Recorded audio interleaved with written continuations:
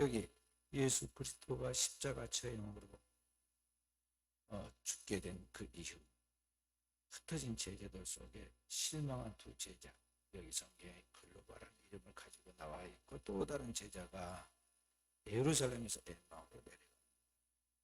그리고 그들이 길에서 자기들이 당한 이런저런 이야기들을 이야기할 때 거기 한 사람이 찾아와서 그들과 동행하게 되는데 그분이 부활하신 그리스도였습니다. 그러나 그들은 그들과 동행하고 있는 그 사람이 십자가에서 죽었다가 이 땅에 묻히고 다시 부활하신, 사망 권세를 깨뜨리고 부활하신 바로 그 주님이라는 것을 알아보지 못합니다.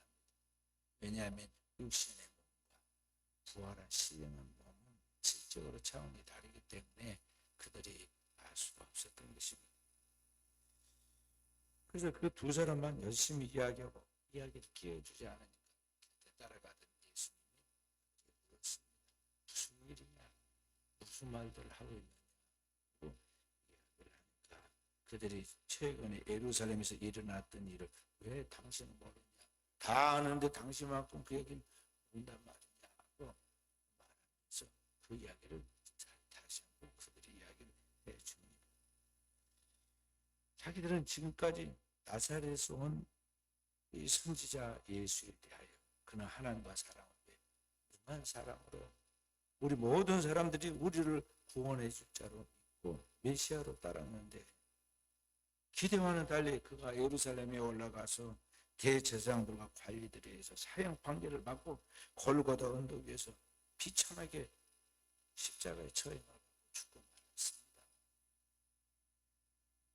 그런데 더욱 놀라운 것은 그런 일이 있고 오늘이 나흘째인데 어떤 여자들이 그 예수를 묻었던 무덤에 가서 그의 시신이 사라졌고 그가 부활하였다고 말하면서 그의 빈 무덤을 증거하였고, 그 이야기를 듣고 또 어떤 두어 사람이 가서 그 무덤을 살펴는 실제로 무덤이 비어있는 것을 발견하고 돌아왔다는 것입니다. 까지 이야기를 합니다. 그래 지금까지는 그냥 따라가면서 이야기만 듣고 아무것도 모르는 것 같이 그렇게 있던 그분이 갑자기 그들에게, 그 두 제자들에게 꾸짖었습니다. 여기 25절 말씀 함께 읽어봅니다. 뭐라고 꾸짖었습니까? 함께 이르시되 미련하고 선지자들이 말한 모든 것을 마음에 더디 믿는 자들이여. 그 다음에 26절 그리스도가 이런 고난을 받고 자기의 영광에 들어가야 할 것이 아니냐 하시고, 27절 이에 모세와 모든 선지자의 글로 시작하여 모든 성경에 쓴 바 자기에 관해서 자세히 설명하시니라. 아멘.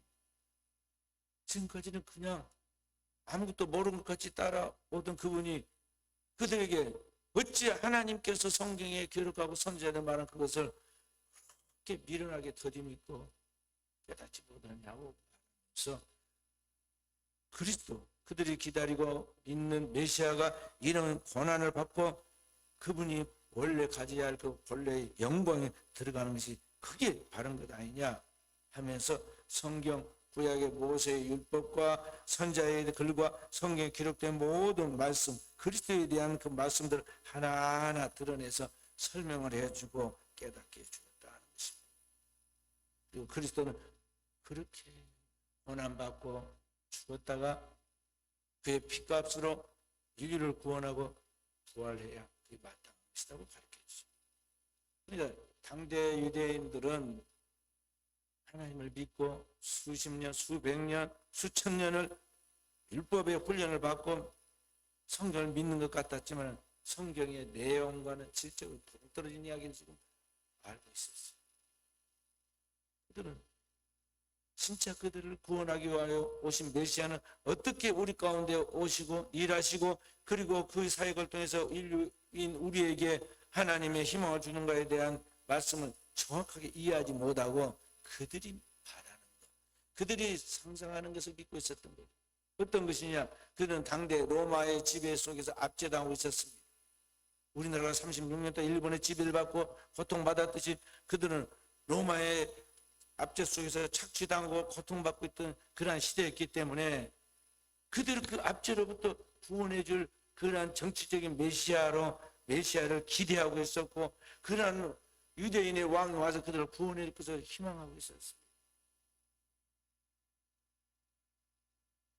그래서 오시는 메시아에 대한 기다림이 있었지만 그들이 바라는 그 그리스도와 실제로 이 땅에 오셔서 인류를 구원하기 위한 예수 그리스도의 활동과는 많은 기대의 질적 차이가 있었던 거예요.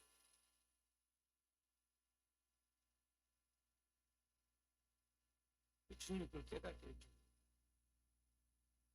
여러분들이 지금 뭔가 잘못 알고 있고 잘못 믿고 있는데 성경의 말씀을 분명하게 바로 이해하고 또 그 말씀 속에서 의도하는 그 하나님 뜻이 무언가를 잘 이해해야 한다고 성경을 가지고 좀 이야기를 해주는 것이죠.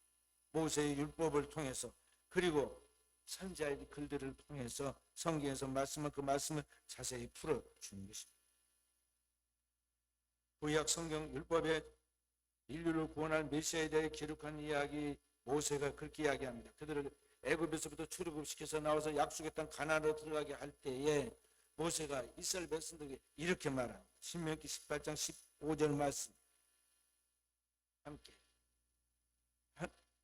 내 하나님 여호와께서 너희 가운데 내 형제들 중에서 너를 위하여 나와 같은 선지 하나를 일으키시리니 너희는 그의 말을 들을지니라. 그래서 출애굽에서 이스라엘 백성들을 약속의 땅 가나안에 들어가게 하나님께 하신 것 같이 장차 이 땅에 모세와 같은 위대한 선지자 진짜 선지자를 보내주실 것인데 그가 모든 인류를 하나님 앞으로 나아가도록 만들 것이다. 그래서 너희는 그의 말을 들을지라고 말씀한 그 메시아이다. 그런데 그 메시아가 이 땅에 우리를 구원하는 것이 어떻게 되어지느냐 하면서 주님이 지금 해석을 했는 거예요. 구원을 일으키기 위하여 하나님께서 하신 일이 뭐냐, 그 메시아를 통해 하신 일이 뭐냐, 그를 세상의 모든 죄를 다 담당시켜서 죄를 짊어진 하나님의 어린 양으로 십자가에서 피 흘려 죽게 한 그 일이 바로 하나님이 너희 가운데 메시아를 보낸 그러한 의미라는 거죠. 다시 말해서 출애굽기 12장에 보면은 이러한 이야기가 나옵니다. 출애굽한 이스라엘 백성들을 가나안 땅으로 인도할 때 이스라엘 백성들을 보내주지 않습니다. 애굽의 왕 바로가 이스라엘 백성들 붙잡고 놓아주지 아니할 때 하나님이 그들을 하나하나 깨뜨리는데 10가지 재앙으로 깨뜨리죠.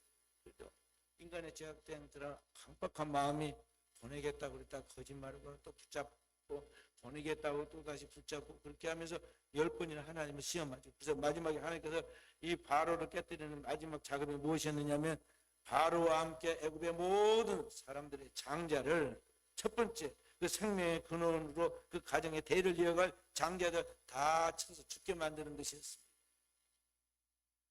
애굽 전국에 사람이나 짐승이나 애굽 사람이나 이스라엘 백성 다 하나님 쳐서 멸할 때 생명을 다 멸할 때 그때 이스라엘 백성들만큼은 하나님께서 특별히 보호해서 구원하는 방법이 무엇이었느냐면 1년대 흠없는 어린 양을 잡아서 그 양에게 죄를 묻고 그 양을 잡아서 그 피를 가지고 그들이 머무는 집 문 좌우 설주와 임방에 바르고 그 모든 그 피를 바른 집 안에 그들이 들어가서 하나님께 기도하고 그 양을 잡은 양을 고기를 먹고 거기에 머물고 기도할 때에 애굽 전국에 머무르는 저주와 재앙, 죽음이 이스라엘 백성들의 집에는 들어가지 못하게 한 것이죠. 죽음의 사자가 애굽 전국을 덮어서 이집트 집에 호국 소리가 초상 치르는 소리가 울며 날 때 그때 이스라엘 백성들의 집에는 죽음의 사자가 들어가지 못하도록 하나님께서 그들을 보호해 주었는데 그 재앙이 그 집을 지나갔다. 그래서 패스 오고 지나갔다. 넘어서 지나갔다. 그것을 하면 6월절이라고 말합니다. 그렇게 해서 이스라엘을 구원한 것 같이 오늘 인류의 죄를 하나님께서 심판하여 영원한 멸망으로 죄의 값은 사망이기 때문에 멸망시켰는데 그렇게 심판하여 멸망하는데 그런 결과 속에서 하나님을 믿는 그 백성들 구원하도록 하기 위해서 하나님께서 보내신 진짜 하나님의 어린 양이 누구냐? 바로 오시는 메시아이고 하나님께서 보낸 메시아를 통해서 인류를 구원할 때 하나님의 어린 양이신 예수 그리스도가 구약의 짐승이 잡아 짐승의 죄를 또 넘기고 짐승을 잡아서 그 피로 저주와 재앙이 물러가게 한 것 같이 하나님의 어린이 하신 예수 그리스도가 십자가에서 죽고 그 그리스도의 피를 바름으로 그 예수 그리스도의 피를 믿는 사람들이 멸망적 구원을 받게 하는 것인데, 바로 그것 때문에 그리스도가 오셨다. 성경에서 말씀하고 있다고 가르쳐주고, 그들이 바라는 영광의 메시아, 정치적인 메시아, 능력 있는 그런 메시아는 성경적이지 않다는 거죠. 그리고 그리스도가 다시 성경 재해석해 준 것입니다. 선지자들이 말한 것은 왜 그렇게 더디 믿느냐. 아마 틀림없이 이사야서를 가지고도 주님이 말씀하셨을 것입니다. 이사야 53장 1절부터 6절에 그리스도의 고난에 대하여, 그 십자가의 죽음과 피의 그 의미에 대하여 이렇게 설명을 하고 있습니다. 함께 읽어봅니다. 이사야 53장 1절부터 6절 말씀. 함께. 우리가 전한 것을 누가 믿었느냐? 여호와의 팔이 누구에게 나타나느냐? 그는 주 앞에서 자라나기를 연한 순 같고 마른 땅에 나온 뿌리 같아서 고운 모양도 없고 풍채도 없은즉 우리가 보기에 헐만한 아름다운 것이 없도다. 그는 멸시를 받아 사람들에게 버림받았으며 강고를 많이 겪었으며 질고를 아는 자라. 마치 사람들 그에게서 얼굴을 가리는 것 같다. 멸시를 당하였고 우리도 그를 귀히 여기지 아니하였도다. 그는 실로 우리의 질고를 지고 우리의 슬픔을 당하였거늘 우리는 생각하기를 그는 징벌을 받아 하나님께 맞으면 고난을 당한다 하였노라. 5절 다시 다 함께. 그가 찔림은 우리의 허물 때문이요 그가 상함은 우리의 죄악 때문이라. 그가 징계를 받음으로 우리는 평화를 누리고 그가 채찍에 맞음으로 우리는 나음을 받았도다. 우리는 다 양 같아서 그릇 행하여 각기 제 길로 가거늘 여호와께서 우리 모두의 죄악을 그에게 담당시키셨도다. 아멘. 하나님의 복음을 세상에 전했는데 누가 그것을 믿느냐는 것이죠. 믿는 사람이 누구냐? 그리스도가 이 땅에 태어났을 때 이야기를 지금 미리 예언했는데, 그는 이 땅에 태어나서 자라나기를 연한 순 같고 땅에서 나온 마른 땅에서 나온 뿌리 같아서, 예수님의 이 땅에서의 생애와 삶을 이야기하면서 그분은 우리의 모든 질고를 짊어지고 저주와 재앙을 짊어지고 우리를 대신해 죽기 왔기 때문에 우리의 약점을 다 담당하셨어요. 그래서 그림에 나와 있는 성화의 아름다운 모습은 그 영광스러운 주님의 모습을 상상해서 그린 것이고, 실제 주님의 모습은 초라한 모습이었어요. 연한 순 같고 자라난 모양이 마른 땅에서 나온 줄기 같고 외적인 모양이 그 모양도 없고 품질도 없고 흠모할 만한 아름다운 것이 아무것도 없었다고 그랬어요. 우리의 연약함을 다 담당하셨기 때문에.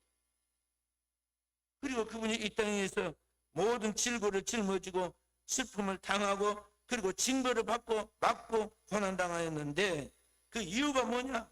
그가 창에 찔리면 우리의 허물 때문이요, 세상에 저지른 허물 때문이요, 그가 창에 찔리고 상한 것은 우리의 죄악 때문이요, 그가 징계를 받음으로 그 결과 우리가 이 땅에서 영원한 하나님의 나라의 평화를 누리고 그가 채찍에 맞아 고통받고 형벌을 받음으로 우리가 모든 질병에서, 몸으로 지은 죄와 질병에서 남을 얻었다는 것이죠. 그래서 6절에 뭐라고 말씀하고 있습니까?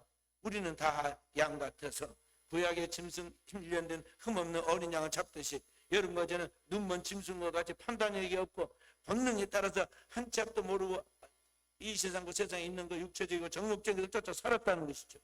각기 제 길로 갔기는 제 멋대로 돌아놨거든. 여호와께서는, 하나님께서는 우리의 여러분과 저의 죄악을 그에게, 예수 그리스도에게 담당시키셨다, 떠넘기셨다.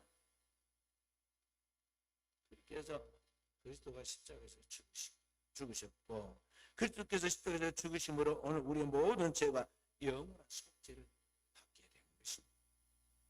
바로 그 말씀대로 하나님의 속죄의 어린 양으로 오신 예수 그리스도께서 이 세상 죄를 담당하고 십자가에서 죽으셨다는 것을 주님이 지금 말씀하고 있습니다. 그리고 그러한 죄를 지고 영원한 속죄의 어린 양으로 십자가에서 피 흘릴 것을 미리 말씀하실 때, 마가의 다락방에서 예수님이 제자들을 모아놓고 성찬의 시를 합니다. 떡을 떼어주면서 이것은 너희를 위하여 주는 내 몸이다. 잔을 나누고 이것은 너희를 위하여 주는 내 피다. 너희가 이것을 먹고 마시는 것, 하나님 앞에 그 언약이 새로워집니다. 오늘 우리의 모든 죄가 다 소멸하고 이제 하나님 앞에 나가서 길이 열리게 된다는 것입니다. 그리고 너희가 이것을 행함으로 나를 기념하라고 말씀하실 때, 바로 그 성만찬의 의미가 바로 그리스도와 영원한 속죄가 나의 것이 된다는 주님의 그 희생과 그 피의 공로가 오늘 내 삶의 진정한 효력을 가져온다는 것을 지금 눈으로 보는 그러한 행위를 통해서, 성만찬 행위를 통해서 그들에게 보여줍니다. 그 말씀을 듣고 제자들이 이제 가던 그 함께 엠마오로 가던 두 제자들이 해가 져서 숙소로 들어갑니다. 그러면서 예수님을 초청해서 예수님과 함께 식사를 먹는데 예수님이 자연스럽게 그들과 함께 마치 며칠 전에 최후의 만찬의 자리에서 제자들과 함께 성만찬을 했던 것 같이 떡을 가져서 하나님 앞에 축사하여 기도하고 그들에게 떼어주면서 똑같은 행위를 합니다. 그때서야 그들이 하나님 모든 말씀과 성만찬 예식을 통해서 그들 마음 가운데 그리스도가 누구이신가에 대한 분명한 이해, 지각적인 이해와 그 하나님의 말씀에 대한 믿음, 그리고 하나님의 말씀을 그들의 삶 속에서 체험하면서 나타나는 그러한 감동을 경험합니다. 그러자 영안이 활짝 열립니다. 그래서 자기 앞에 계신 그리스도가 바로 성경에 말씀한 메시아이고 바로 그분이 십자가에 못 박혀 달린 그리스도 예수였다는 것을 깨닫게 되죠. 그래서 주님을 딱 붙잡으려고 하는 순간 주님이 떠나가시죠. 그리고 이 미련하고 선자들이 말하는 모든 것을 더디 믿는 자들이하고 말씀의 성경을 풀어주실 때 우리 마음이 뜨겁지 아니하더냐. 근데 지금 그 마음만 뜨거운 것이 아니라 실제로 그 주님을 눈으로 보고 손으로 만지고 지금 자기들과 함께하고 있으면 체험하고 있다. 감격하고 자리를 박차고 예루살렘 죽음, 그들을 찾고 있는 죽음의 자리로 돌아가. 그렇게 해서 모인 제자들이 가보니까 11제자가 이미 와 있고 그 이미 부활의 주님이 시몬 베드로부터 시작해서 제자들이 나타나는 것이 알려져 있고 거기 모였잖아요.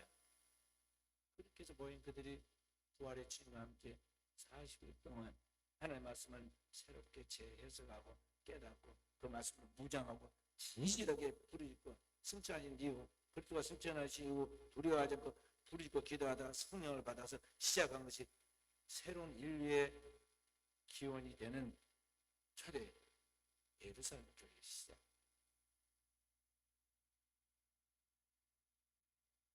그러니까 이런 것과 같은 것입니다. 우리의 신앙이 마치 퍼즐의 한 조각씩입니다. 저거 마치고 주일학교 때부터 또는 어렸을 때부터 신앙생활하면서 들었던 하나님의 말씀들이 저기 있었는데 하나님을 믿는다고 말은 했지만 실제로 우리 삶 속에 하나님을 온전히 받아서 믿는 것이 아니 불완전한 믿음이었던 거죠. 근데 그 퍼즐 조각을 이리저리 맞추고 이리저리 다 맞추고 나니까 거기에 큰 작품이 하나 나타납니다. 최후의 만찬의 자리에 그 그림처럼 딱 퍼즐이 맞춰 이 그림이었구나 이것이었구나 깨달았듯이 지금 오늘 제자들이 그동안 들었던 귀동냥하면서 들었던 신앙 그들이 성경을 통해서 묵상하면서 깨달았던 신앙 이것저것 다 있었는데 그리스도께서 이 모든 말씀을 다 풀어서 맞춰주고 깨닫게 해주자. 그들이 역사적인 것이 그 메시아이신 그리스도는 바로 십자가를 주고 우리를 장담하여 영원한 속죄로 이루옵시고 그렇게 해서 그리스도가 이때도 고난을 받았지만 영원하는 나라의 영광에 들어가는 그쪽 오늘 우리가 그리스도를 통해서 그 믿음으로 하나님 나라의 영광에 들어가는 당시 그래서 오늘을 사는 여러분과 저도 오늘 이 시대에 신앙생활을 자유방종하고 그렇게 살면 안 됩니다. 무엇인가에 대해 분명한 하나님의 말씀을 신실하고 배워야 하고 그 하나님의 말씀을 붙잡고 그 말씀 속에서 하나님 우리의 말씀을 무엇을 분명히 깨달아야 하고 하나님 우리의 말씀을 깨닫게 했을 때 우리의 영혼이 뜨거워져요. 이렇게 주님의 말씀에 대한 그런 깨달음을 통해서 뜨거워져서 그 영혼은 하나님 나라의 꿈을 향해 달려가는 크리스찬이 되어야 한다는 것입니다. 하나님의 은혜는 하나님의 말씀을 정확하게 이해하고 깨달을 때 그 하나님의 은혜가 우리에게 임하는 것입니다. 참 믿음은 오늘 이와 같이 하나님의 말씀을 확실하게 깨닫게 될 때 거기에서 확신의 참 믿음이 우리에게 생기는 거예요. 그리고 그 분명한 하나님의 말씀에 근거 있는 믿음을 갖고 확신을 자게 될 때 그의 삶과 운명이 바뀌게 됩니다. 그래서 로마서 10장 17절에 이렇게 말씀하고 있습니다. 로마서 10장 17절 말씀 함께. 그러므로 믿음은 들음에서 나고 들음은 그리스도의 말씀으로 말미암느니라. 그러니까 진정한 구원은 참 믿음은 세상의 학문으로 되는 게 아니다는 것입니다. 초등학교부터 대학교, 대학원 아무리 석사과정을 하도 구원 얻는 믿음이 나오는 게 아니에요. 구원 얻는 참 믿음은 복음에서 나오는데 그 복음의 핵심이 바로 예수 그리스도의 십자가와 부활. 그 그리스도의 말씀을 우리가 들을 때, 확실하게 들을 때 깨달아지고 그 깨달아진 가운데 거기서부터 구원 얻는 참 믿음이 발생한다. 그리고 그 복음의 말씀을 듣고 깨달은 그 말씀이 우리의 눈으로 보고 우리 몸으로 체험되어 나타나게 하는 게 뭐냐면 그게 성찬식이에요. 성만찬. 예수 그리스도의 십자가의 그 희생의 살과 그리스도께서 십자가에서 우리의 죄를 담당하여 흘린 피가 오늘 내 안에 말씀이 육신이 되어서 성령을 통해 연합하여 한 몸을 이루게 되는 것이 바로 그것이 오늘 성만찬이다.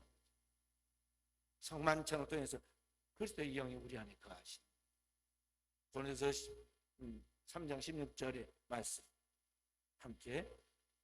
너희가 하나님의 성전인 것과 하나님의 성령이 너희 안에 거하시는 것을 알지 못하느냐.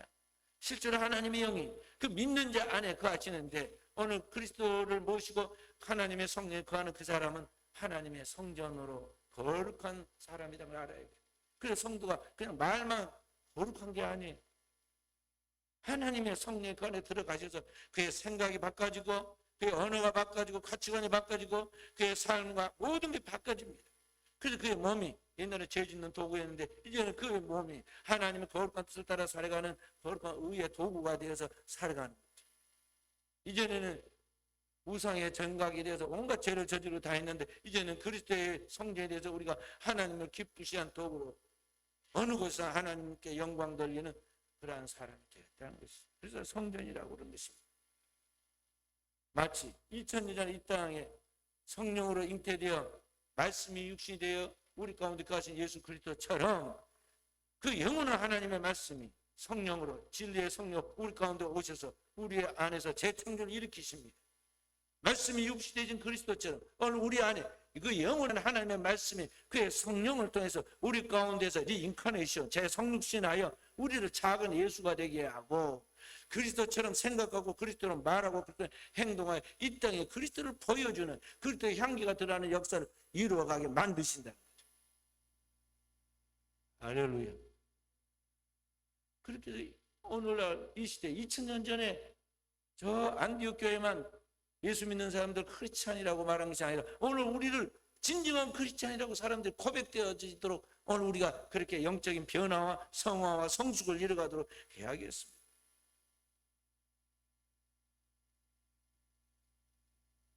주님과 이런 완전한 믿음의 연합을 이루게 될 때 엠마오로 가는 두 제자가 마음이 뜨거워져서 새로운 역사를 만들어 갔던 것 같이 오늘 우리에게도 그런 주님과의 완전한 연합을 통해서 우리가 성령의 불의 역사가 이루어지게 될 것입니다.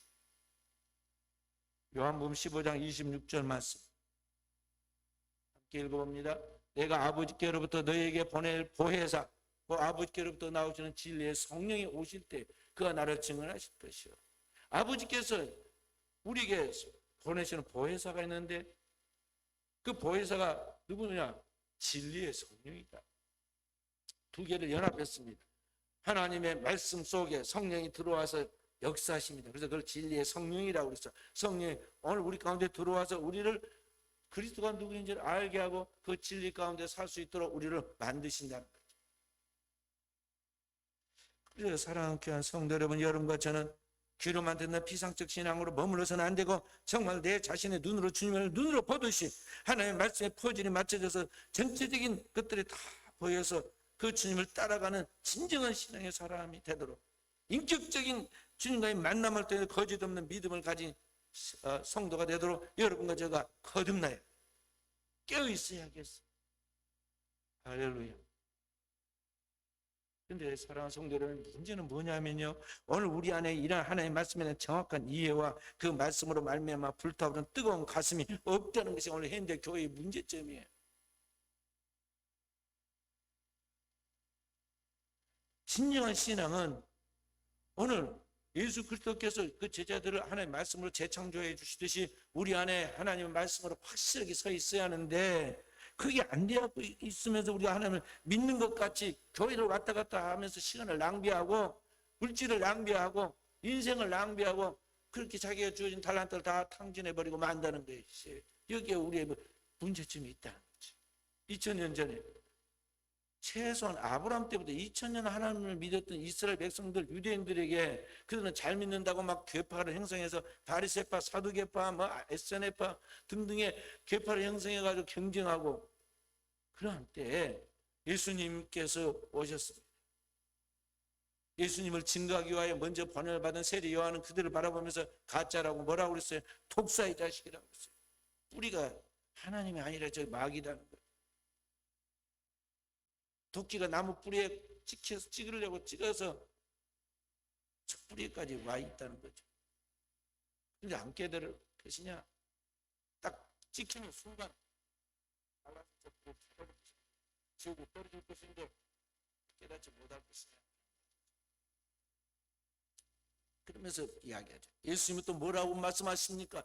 외식하는 서기관과 바리새인들이여 화 있을진저, 너희가 겉으로는 아름답게 꾸미고 있지만 그 속은 온갖 악취와 구더기와 벌레가 가득한 회칠한 무덤과 같다 하고, 이스라엘 백성들이 그들의 신앙의 모습을 지적했던 까지 오늘날 우리의 모습도 거의 다를 바 없다는 거죠. 오랫동안 하나님을 믿는 것 같고 잘 믿는 것 같고 신앙생활 잘할 것 같이 그러지만, 뜯어보면은 코로나 때 우리 다 봤잖아요. 우리 대한민국 세계에서 엄청 자랑 많이 했습니다. 근데 코로나 되니까 막 어디 다 숨어버리고, 나는 코로나 때 교인들 다 안 나온 걸 보면서 무슨 생각이냐면 순천만 7개를 생각했어요. 순천만 7개가 수만 마리가 막 뻘밭에 다 흩어져 있습니다. 그런데 그 계속 배를 타고 가까이 갑니다. 가고 딱 뻘밭에다 딱 닿는 순간 그 수만 마리의 그 칠개들이 전부 다 어디로 들어갔는데 굴속에 딱 들어가 불과 한 마리도 안 보여요.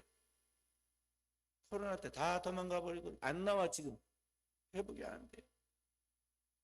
오늘의 우리의 신앙이 주님을 위하여 죽으면 죽으리라 순교의 신앙으로 가겠다고 찬양하고 막 연극하고 그렇게 외치는 사람은 다 어디 가고, 그 코로나나 무서워가지고 벌벌벌 떨고 말이죠. 왜 그랬을까요? 우리의 신앙이 현주소예요. 오늘 현주소. 오늘 우리의 신앙이 지금 현재 그렇다는 것이죠. 그래서 진정한 신앙은 뭔가라고 생각이 돼요. 오늘 진정한 신앙은 오늘 예수 그리스도를 만나서 엠마오로 갔던 제자들처럼 뜨거운 가슴에 그런 열병을 알아야 돼요. 그가 성경을 풀어줄 때 우리 가슴이 뜨겁지 아니하더냐. 영혼에 불이 붙어야 돼. 한번 홍역을 알아야 한다고. 하나님 앞에서 뭔가 깨지고 영혼에 불이 붙어야 돼. 제가 우리 두 자녀를 키울 때도 봤고, 교회 자녀들 큰 것도 늘 봅니다. 그 자녀가 그때 두 가지밖에 아픈 게 없어요. 열이 나든지 배탈이 나든지 둘 중에 하나밖에 없거든요. 두 개가 다 연결되어 있어요. 그 아이들이 열이 막 납니다. 감기가 열이 나가가지고 막 머리를 손을 내보면 불덩이가 갖고 몸뚱이도 불덩이가 같습니다. 죽을까 싶어가지고 막 병원에 막 실어 나르고 그러잖아요. 그런데 조금 있으면 괜찮아집니다. 열이 어떻게 하느냐? 여기 불덩이 같은 열이 손과 발로 다 온몸에 퍼져 손과 발로 갑니다. 그 손발을 만지면 따뜻해지고 그러면 아이가 이제 낫기 시작하죠. 근데 재미있는 건 뭐냐면 이렇게 불덩이처럼 열이 올랐다가 나아갈 때 이 아이가 한번 아프고 나면 똑똑해집니다. 훨씬 총명해져요. 아이가 한번 아프고 나면 훨씬 똑똑해진 것을 보면서 부모들이 신기하잖아요. 왜 그런지 아세요? 한번 이 온몸에 아픈 그 사경을 딱 한번 헤매면서 그 열이 손과 발로 딱 퍼져서 몸이 지금 정상화돼 가는 거예요. 그러니까 몸이 회복돼 가면서 이게 한 단계 업그레이드 되는 거예요. 손발을 퍼진다고. 만약에 여기에만 계속 열이 붙어 있어 가지고 떨어지지 않고 그러면 죽는 거죠. 그 신앙이라는 것은 하나님의 말씀을 통해 불타오르는 영혼의 열정이 있어야 하고, 그는 영혼의 열정이 영적으로만 머물러 있는 것이 아니라 그의 삶으로 이어져야 돼요. 그의 신앙의 삶의 현주소 속에서 하나님을 믿는 믿음이 예배로, 그리고 기도 생활로, 전도로, 봉사로, 그리고 성도를 섬김으로, 그의 인격적인 삶으로 계속적으로 성화되어서 그리스도의 삶이 세상에 퍼져나가도록 선한 영향을 끼쳐야 한다는 것이죠. 그런데 오늘 현대인들이, 크리스찬들이 과연 그렇게 믿고 있느냐는 것입니다. 초대교회 제자들이 그 불을 받아서 예수를 만난 후에 모든 배와 그물을 버려두고 주님을 쫓았습니다. 가족과 시간과 재능을 내려놓고 주님을 따랐습니다. 그렇게 주님을 향하여 죽도록 충성했는데 오늘 현대 크리스찬들이 과연 그러한 은혜와 기쁨이 넘쳐서 그렇게 충성하느냐 하는 것이죠. 작은 문제에도 갈등하고 시험하고 따지고 비판하고 밤을 새웁니다.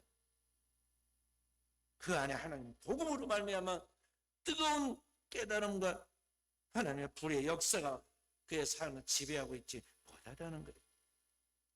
그것을 우리가 회개해야 돼. 사회학자 막스 베버는 그의 책 카리스마의 일상화라는 책에서 이렇게 말합니다. 정비적 카리스마가 존재하기는 하나 그것은 영원하지 않다. 반드시 사라지는 때가 온다. 그래서 과연 그렇습니다. 오늘 우리가 하나님의 불타는 은혜를 받습니다. 한때 불 받고 은혜 받고 아주 대단한 그런 체험을 합니다. 그러나 그것이 끝이 아닙니다. 그 은혜는 반드시 손과 발로 퍼져 나와야 하고 그 머리에 가득한 하나님의 구원의 지식이 내 손과 발목을 통해서 실천되어 나가고 영혼구원의 역사로, 전도의 역사로, 봉사의 역사로, 헌신으로 나타나야 한다는 것이죠. 그러지 않고 여전히 머리로만 남아있으면 웹시간으로 현대판 바리새인이 되고 입으로만 하나님을 믿고 있으면 어느 날 남을 비판하는 교회에 걸리는 사람이, 거치는 사람이 되고 마는 것입니다.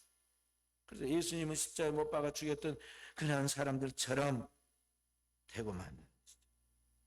그래서 오늘 사랑하는 귀한 성도 여러분, 여러분과 제가 하나님의 복음의 지식과 참 믿음으로 영원히 뜨거운 사람이 되어야겠습니다. 그리고 거기에서 끝나지 않고 우리의 가득 찬 하나님의 불이 오늘 우리 일상의 삶의 모든 부분에 열매 맺도록 이어져야겠습니다. 그리고 세상에 불평과 불만이 가득하고 마치 폭탄처럼 여기저기 터뜨려지려고 하는 그곳에 오늘 여러분과 제가 하나님의 사랑의 온기를 전하고 사랑의 그러한 그 화해자가 되어서 이 땅에 하나님의 은혜를 공급해주는 진정한 하나님의 평화를 맛보게 해주는 그런 하나님의 복의 전달자들이 되도록 우리가 그 통로가 되어야겠다는 것입니다.